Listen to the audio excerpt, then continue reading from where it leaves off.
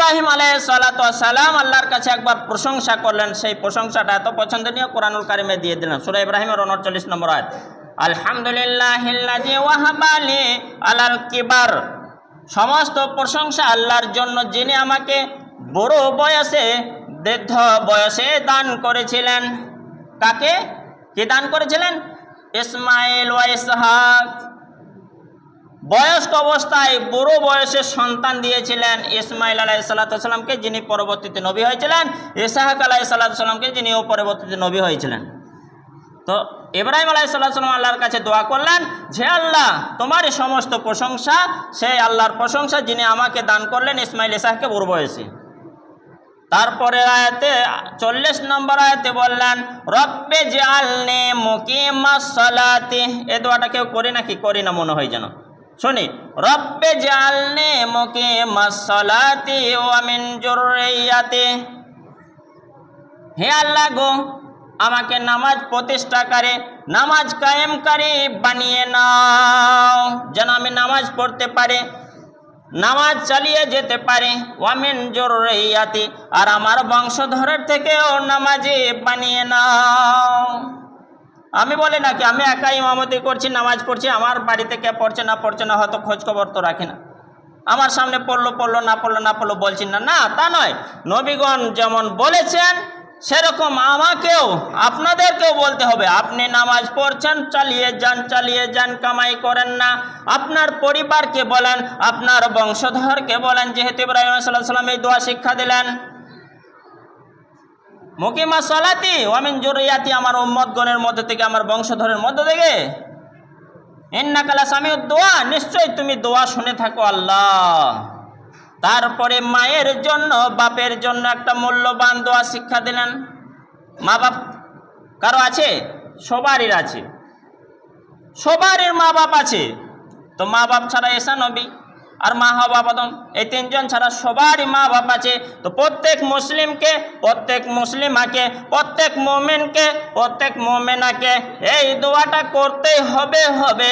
চাহে আপনাকে মরণের সময় বাবা লাখ লাখ কোটি কোটি টাকার মাল দেখ চাই না দেখ, শূন্য হাতেও যদি আপনার বাবা, আপনার মা কবরকে যায়, আপনাকেও এই দোয়া করতে হবে। যদি না করেন আপনি নাফরমান বান্দা। কে? ইব্রাহিম নবী যেমন করেছিলেন আপনাকে আমাকে করতে হবে। রব্বানা গফিরলি, হে আমাদের প্রতিপালক, আমাদেরকে মাফ করে দাও, বিশেষ করে আমাকে মাফ করে দাও, ক্ষমা করে দাও।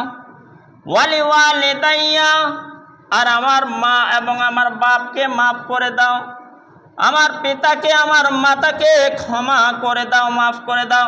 ইয়াউমা ইয়াকুমুল হিসাব, যেই দিন তুমি হিসাব অনুষ্ঠিত করবে, তার মানে যেদিন হিসাব হবে আল্লাহ, সেই দিন আগে পর্যন্ত আমার মাকে আমার বাপকে ক্ষমা করে দাও, সেই দিন যেন আর কোনো পাপ আমার মায়ের আমার বাপের না থাকে, আমার মায়ের আমার বাপের যেন কোনো ভুল না থাকে। আল্লাহ, হিসাব হবার সময় যেন সন্তানের দোয়াতে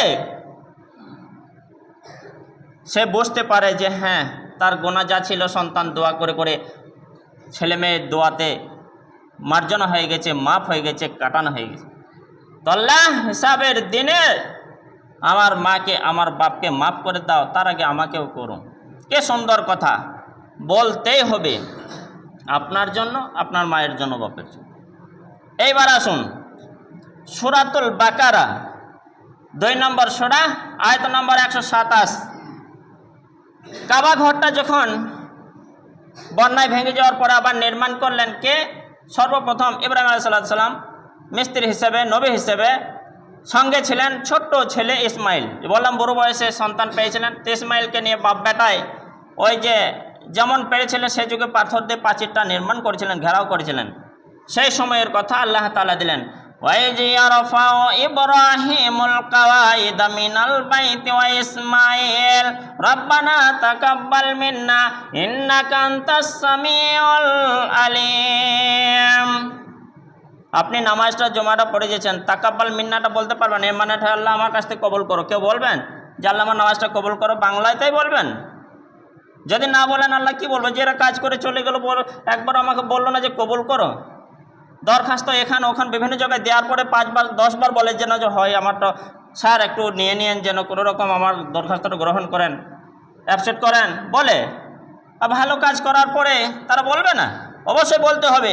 ওয়াইজি আরফাউ ইব্রাহিমুল কাওয়াইদা মিনাল বাইত ওয়া ইসমাঈল, যখন ইব্রাহিম তার সন্তানকে ইসমাইলকে নিয়ে কাবা ঘরের পাঁচিরটা নির্মাণ করলেন, বললেন তাকাব্বাল মিন্না, আল্লাহ তুমি আমাদের দুইজনের কাছ থেকে ভালো কাজটা কবুল করে নাও।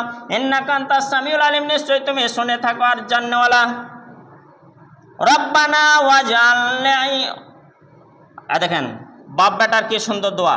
রব্বানা ওয়াজআলনা মুসলিমাইনি লাকা, হে আল্লাহ গো, ওয়াজআলনা আমাদের দুইজনকে বানিয়ে নাও তোমার জন্য মুসলিম, যেন অমুসলিম না হয়, তুমি আমাদের গ্রহণ করো, কবুল করো মুসলিম হিসেবে।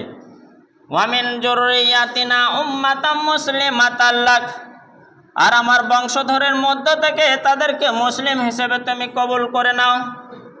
কি সুন্দর কথা!